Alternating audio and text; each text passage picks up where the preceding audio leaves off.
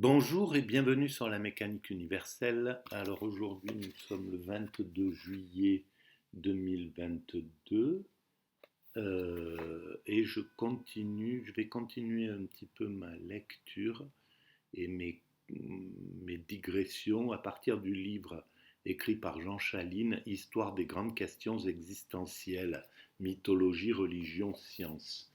Voilà qui sont là. J'ai attaqué un petit peu n'importe où et c'était surtout lié au chapitre concernant la mort, la façon dont l'humanité contemporaine cherche à vaincre la mort. Le, le monde occidental, on va dire, le monde faiblement spiritualisé, le monde, ce qui ne veut pas dire qu'il n'est pas religieux, il est fortement religieux, au fond peut-être même, mais il a perdu toutes les bases profondes de la spiritualité. Et donc, c'est une façon particulière de traiter, de se battre contre la mort qui est la grande terreur de l'humanité, en somme, la grande peur de l'humanité, la grande angoisse de l'humanité, c'est la mort. Et donc, les sociétés traditionnelles, spirituelles, fortement spiritualisées, ont cherché à vaincre la mort. C'est naturel depuis la nuit des temps. Et puis, l'homme refuse de mourir comme n'importe quel autre animal finalement. Hein. S'il peut s'échapper de la mort, il le fait. Donc nous, on a atteint un niveau de conscience qui fait qu'on voit, qu'on peut l'anticiper, qu'on peut la visualiser dans notre futur, chose qui est peut-être moins présent chez les animaux, mais l'animal qui sent un danger, un prédateur, va s'enfuir d'instinct parce qu'il ne veut pas mourir. Voilà, et l'homme ne veut pas mourir, donc il fait la même chose, au lieu de fuir, il va chercher des techniques pour repousser cette échéance ou pour même la faire disparaître. Et dans cette idée-là, l'Occident cherche à faire disparaître la mort de la mort. Donc, alors ça c'est la façon matérialiste, c'est de lutter contre les maladies, d'essayer de remplacer tous les organes abîmés, etc. Bon, voilà, c'est des techniques comme ça. Et les techniques traditionnelles, spirituelles, chez les hindous par exemple, c'est d'atteindre un état de supérieur, d'extase, de béatitude, de nirvana, qui abolirait la mort d'une autre manière, mais voilà, la, même, la même réflexion. Les deux sont importants pour l'humanité. La plus intelligente, elle est du côté des spirituels, euh, mais la, la technique de l'occidental, on va dire, a sa raison d'être, et puis elle est importante pour faire progresser la science, la médecine, etc. Donc, je commence ma lecture, je la découvre en même temps, et je digresse sur cela. Et si l'homme de 1000 ans devenait une réalité?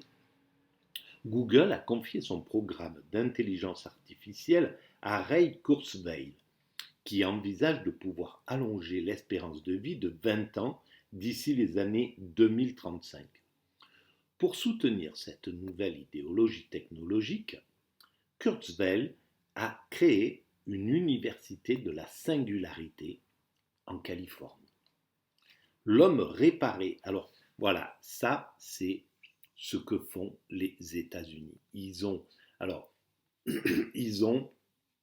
un côté qui est extrêmement belliqueux, extrêmement primaire, extrêmement idiot, on va dire, c'est la grande veine des faucons qui deviennent de plus en plus stupides. Ils ont rien à voir avec les faucons peut-être des années 50, 60, etc. euh, qui malgré tout maniaient la diplomatie, anticipaient le futur, enfin avaient une vision vraiment différente de la globalité du monde. Là, les faucons, ils sont de plus en plus stupides et donc voilà, ils peuvent conduire leur nation, les États-Unis, à l'impasse dans laquelle elle se dirige là, il se dirige complètement. Voilà. Mais parallèlement à ça, il y a un faisceau d'intelligence et de créativité, de, d'intelligence effective qui va faire qu'ils vont créer des universités comme ça, enfin qui sont, voilà, ils sont vraiment à la pointe et pour le coup, ils anticipent. Et là, l'Europe, franchement, on est des bourrins vis-à-vis de ça. On est faible, quoi, alors qu'on a des moyens intellectuels, on a des moyens énormes. Et on va partir, on va se laisser embarquer dans quelque chose qui va nous ruiner, qui va bloquer notre évolution technique, sociale, etc., pendant des décennies à cause de cette guerre. Et, euh, et on n'est pas capable de créer des universités. On devrait, chaque pays devrait avoir un campus gigantesque, global, complètement à la pointe. Chaque pays d'Europe, là on est 20 et quelques, il devrait y avoir 20 universités capables de rivaliser avec Harvard, avec les universités chinoises, etc. Et comment on s'est laissé embourber dans un truc. Alors, d'une part, les médias nous ont fait élire les plus mauvais dirigeants depuis 40 ans. Ce n'est pas les meilleurs dirigeants qui prennent la tête du système. Et donc, à cause de ça, par système pyramidal, le reste suit, quoi. On est en régression, on a des esprits régressifs qui dirigent et qui font que l'ensemble de l'Europe est en régression, tout simplement. Voilà. Et donc, c'est hallucinant. Voilà, quand on voit que ce Kurzweil, on lui a donné les moyens de créer l'université de la singularité, qu'est-ce que nous fichons en Occident, en Europe? L'homme réparé par la technologie, qui devient une réalité de plus en plus effective, serait plus apte à lutter contre les maladies et la souffrance, et surtout contre la mort. Alors, on aurait justement quelque chose de plus dans, dans, dans l'intelligence de l'Europe. On pourrait, au lieu de lutter contre les maladies de façon, une fois qu'elles sont là, on pourrait créer des universités capables de chercher, de travailler sur le, la prévention, prévenir plutôt que guérir. Comment arriver à faire que l'homme ne développe plus ces maladies? Comment venir à bout de ces cancers qui sont simplement, par exemple, liés au stress, liés à cette ambiance dépressive, de dépression que l'Occident, que l'Europe vit depuis, pardon, depuis le néolibéralisme, depuis les années 80, on est rentré dans un système qui nous angoisse, qui fait perdre les valeurs, qui donne un pouvoir hallucinant à, à l'oligarchie, et l'oligarchie qui ne s'occupe que d'elle, qui n'a pas de vision du tout du peuple, de sa population, de son pays. etc. Elle n'a pas du tout de vision humaniste, de vision sociale, de vision... Et on leur a donné entièrement le pouvoir. C'est ce qui fait qu'on est en parfaite régression depuis 40 ans, quoi, et en déclinaison constante. Donc l'Europe aurait les moyens de travailler sur la prévention, de comprendre ce qui est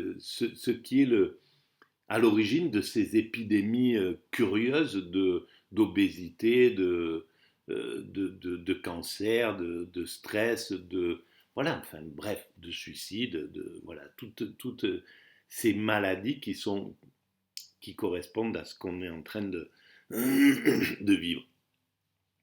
Et on pourrait être à la pointe de l'humanité sur certains plans techniques, sur la créativité, sur l'art, sur etc., etc.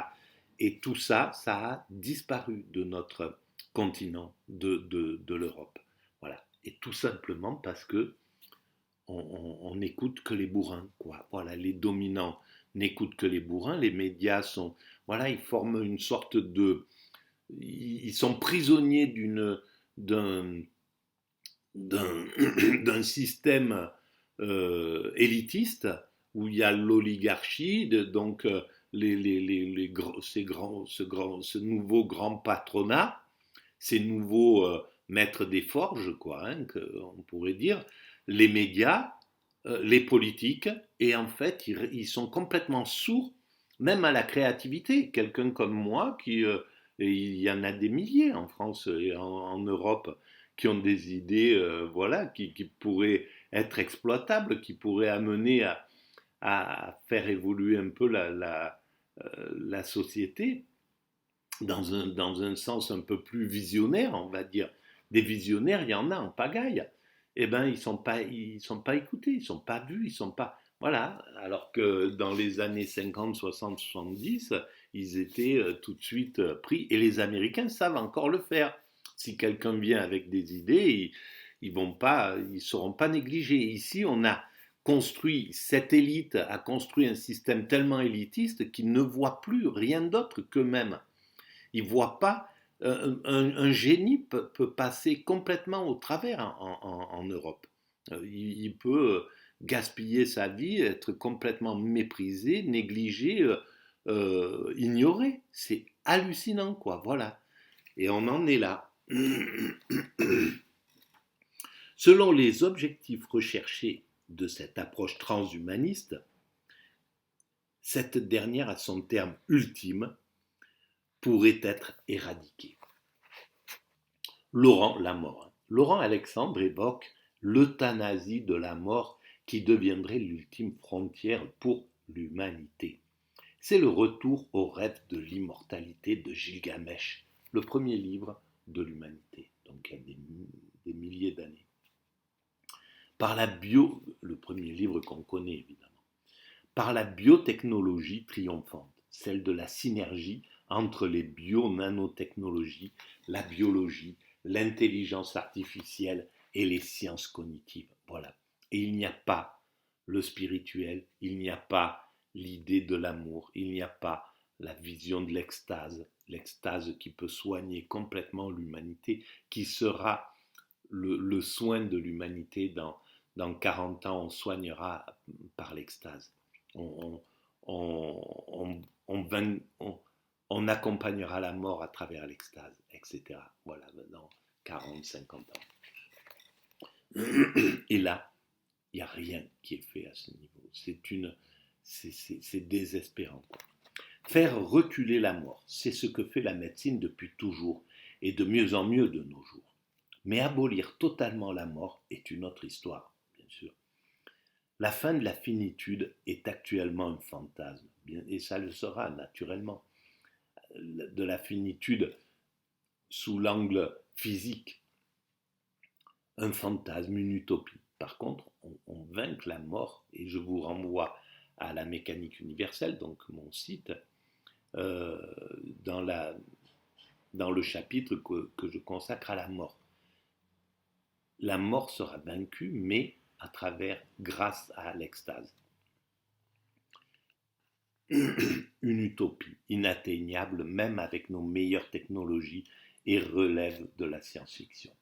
Est-ce que cela deviendra possible et quand, comment et à quel prix? Sa mise en œuvre devrait entraîner des débats d'un point de vue éthique et sociologique, bien entendu. Mais, je l'ai dit dans la vidéo précédente, l'éthique et la sociologie se développent parallèlement à nos inventions. Donc il n'y a pas de souci à se faire, malgré tout. On a toujours la réponse éthique aux nouvelles inventions qu'on arrive à faire.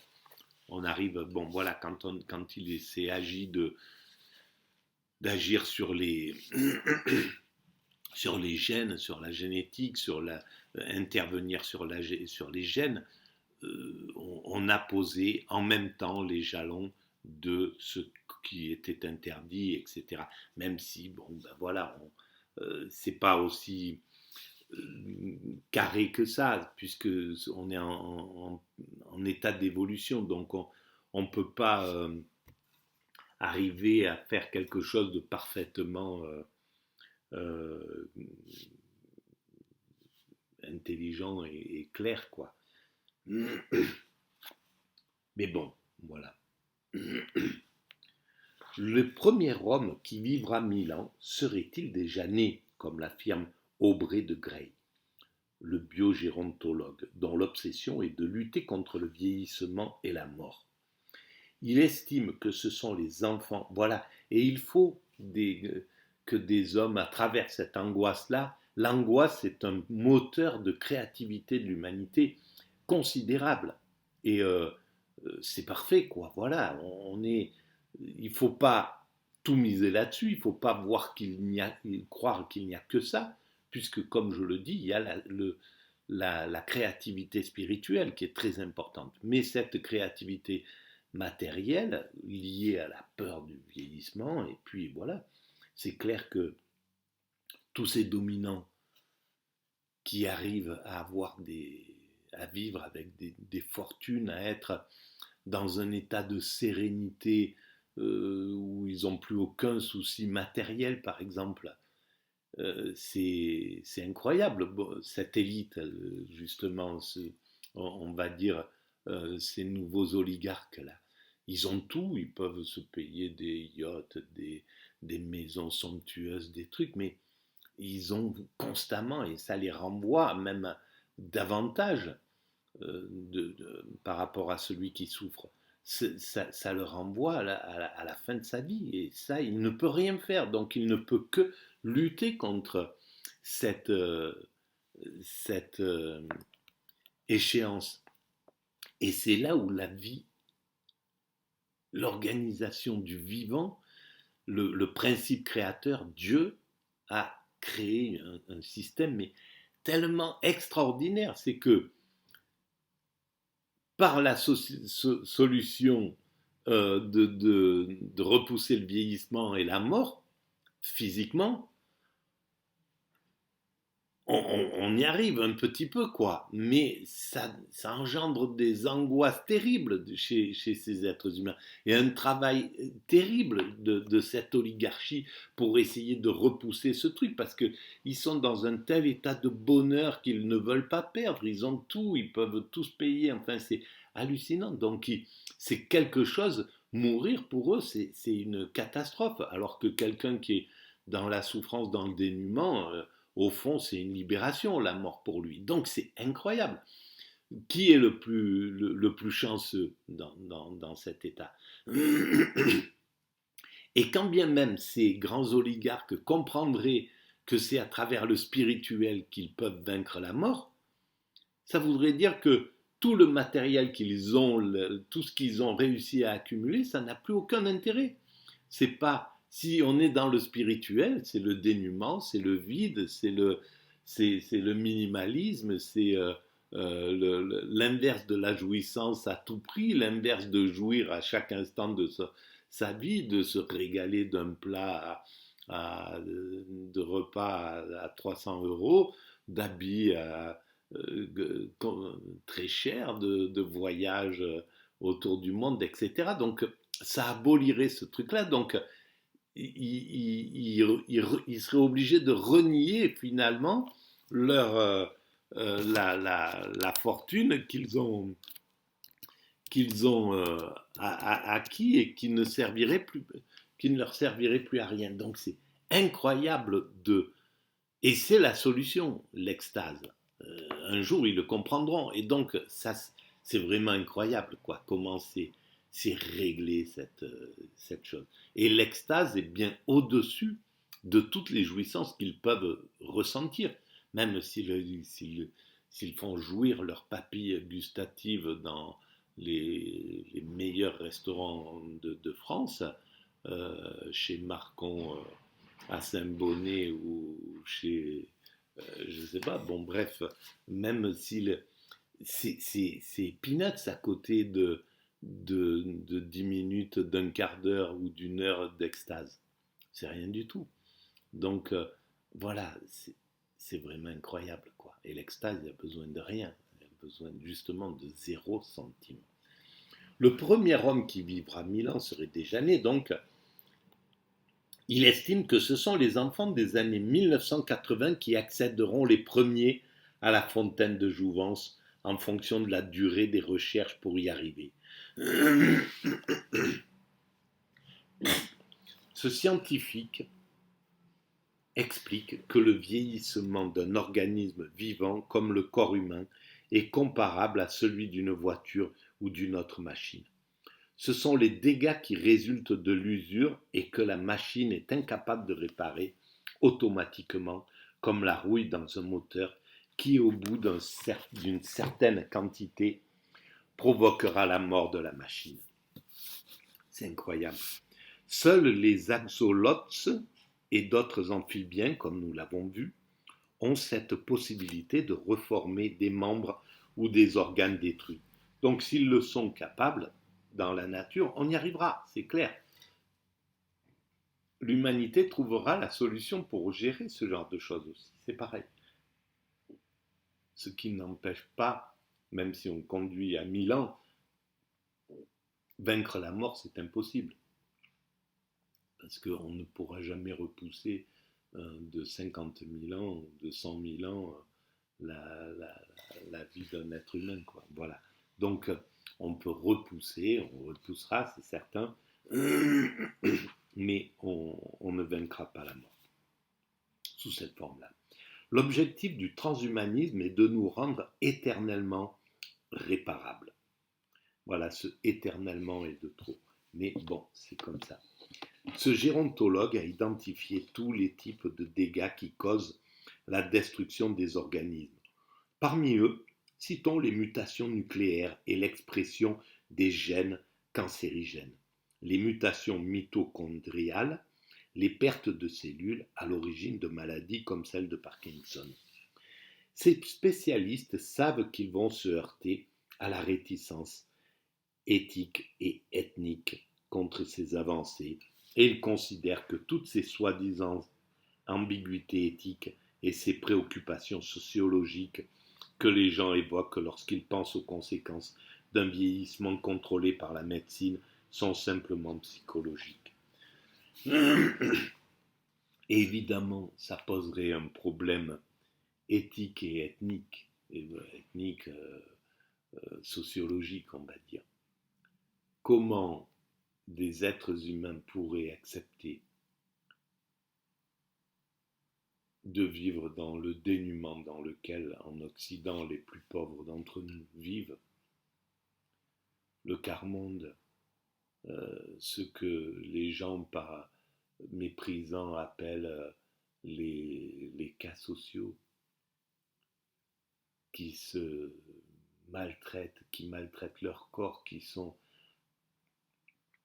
que l'oligarchie conduit, parce que c'est là où je les accuse, clairement, j'accuse cette oligarchie de crimes contre l'humanité, parce que c'est eux qui les maltraitent directement, même si c'est caché, ça se voit pas, c'est pas direct, mais c'est eux, c'est leur comportement, c'est leur égoïsme, c'est leur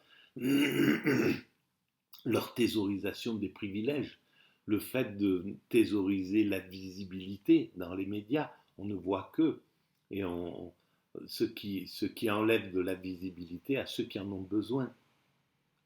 Voilà, on aura dans une année, on, a, on avait plus de visibilité d'un d'un Johnny Hallyday ou d'un, je sais pas moi, d'un sportif ou d'un chanteur ou d'un, voilà, un Hanouna, il a plus droit à, à de la présence médiatique, à pouvoir exprimer son point de vue, à dire des trucs sur ce qu'il pense de la société, que un SDF, que les SDF qui sont en train de mourir et qu'on n'interroge pas, que ces gens qui vivent avec 500 euros ou voilà, qui sont dans une détresse terrible, que ceux qui sont qui sont malades, j'en sais rien. Enfin bref, il y a des milliers d'êtres humains qui méritent 100 fois plus de visibilité que ce qu'ils ont. Et on va laisser de la visibilité à des gens comme, voilà, qui vont donner leur point de vue, ce qu'on voit dans les grosses têtes, dans les grandes gueules, voilà, qui passent toutes les semaines sur ces news tous les jours pour donner des points de vue de gens qui vivent avec 5 000, 6 000 ou 10 000 € par mois et qui parlent au nom de ceux qui sont les plus démunis. Mais c'est hallucinant quand l'humanité se réveillera de ces scandales. Là, on arrive, ils arrivent à nous le faire admettre parce qu'ils nous enivrent, ils empêchent les voix dissidentes de parler et ils nous empêchent de réfléchir à ça. La plupart des gens ne peuvent pas réfléchir à ça et le peu de gens qui y réfléchissent, qui ont le temps d'y réfléchir, sont privés de parole. Ou alors en ont marre et n'ont même pas envie d'aller perdre du temps à aller parler dans le désert alors que ce système n'a pas envie du tout de se réformer et qui ne peut se réformer que quand on le contraint, que quand on le contraindra. Il est incapable de se réformer tout seul. Ces gens de ces news, ils ne peuvent pas se dire un jour, bon, là franchement on exagère, on thésaurise toute la parole, là on dit des trucs, bon on arrête. Ils sont incapables de faire ça, ils ne peuvent pas. Donc il va falloir qu'on les sorte, qu'on les vire. Mais c'est incroyable, quoi, d'être dans un système comme ça. Que les gens évoquent lorsqu'ils pensent aux conséquences d'un vieillissement contrôlé par la médecine sont simplement psychologiques. Si on peut envisager de remplacer de nombreux organes par des prothèses et des organes reconstitués à partir de cellules souches, il en est un, le cerveau, qui semble dans l'état de nos connaissances actuelles irréparable à cause de sa formation très complexe au cours de l'embryogénèse et de son fonctionnement quantique, et surtout qu'il se remodèle sans cesse. Cependant, des chercheurs ont transfusé du sang d'une jeune souris à une souris plus âgée et montré que cette opération avait amélioré la mémoire spatiale, réactivé des cellules souches ainsi que le fonctionnement cellulaire et musculaire de l'animal. Et c'est ce que je voulais dire tout à l'heure. L'humanité, ces pauvres dont je parlais, et j'ai dérivé sur autre chose, l'humanité ne supportera pas que certains êtres humains parviennent à, à vivre 300, 500 ou 1000 ans, quand d'autres vont vivre 600, 60 ans parce ils sont détruits par le travail ou par les conditions de vie ou par le stress. Ça sera impossible de faire admettre cette chose-là, à part de monter une dictature, mais rigide, de chez rigide, qui est impossible. Une dictature, il faudrait qu'elle soit protégée par des robots, parce que protégée par des policiers ou par des gendarmes, ou même par des sociétés de protection indépendante, ne ne tiendrait pas le coup. Les, les, les, les, les forces de l'ordre se retourneraient contre leur maître parce que ce type d'injustice serait insupportable même pour ceux qui protègent actuellement ces élites. Ils ne pourraient pas supporter ces choses-là. C'est parce qu'on n'est pas dans une obscénité complète, même si elle existe, cette obscénité, que les forces qui protègent les dominants ne se révoltent pas. Mais si on était dans une obscénité beaucoup plus violente et plus crue, voyante, il n'y a personne qui pourrait protéger ces dominants. Donc c'est soit il y a un partage, soit on va vers cette éthique, soit on devient vraiment éthique et on réussit au partage et à fonctionner ensemble de façon fraternelle et bienveillante et en symbiose. Sinon, ça ne fonctionnera pas, quoi. Voilà. Mais il n'y a que la symbiose qui peut fonctionner. Comme il n'y a que la paix qui sauvera l'Europe et l'Occident de cette guerre qu'elle a entamée avec les Russes. Il n'y a que la paix qui nous sauvera. Sinon, la guerre, là telle qu'elle est en train de se dérouler, sonnera le glas de la domination occidentale. Voilà, c'est clair. Tony Wyss-Corey, qui travaille sur les maladies de neurodégénérescence, et en particulier sur la maladie d'Alzheimer, a montré que l'analyse des protéines du sang permettait de prévoir à l'avance l'évolution du vieillissement qui se modifie à 34,60 et 68-18 ans. Solvileda a démontré que les souris et les hommes âgés ont des taux élevés d'une protéine particulière dans leur sang et que si l'on injecte cette protéine dans celui d'une jeune souris, sa mémoire décline à cause d'un médiateur moléculaire qui inhibe le rajeunissement des neurones. Il pourrait donc y avoir un vieillissement réversible résultant de régulateurs qui sont également des indicateurs de troubles neurologiques, de processus physiologiques. Voilà, point final. Et pour revenir à cette évolution, même si depuis la nuit des temps, le départ des évolutions ont des nouveaux progrès du luxe, de ce qui a été un luxe à un certain moment et concerné que les dominants, qu'un tout petit groupe de dominants a fini par devenir une réalité pour l'ensemble.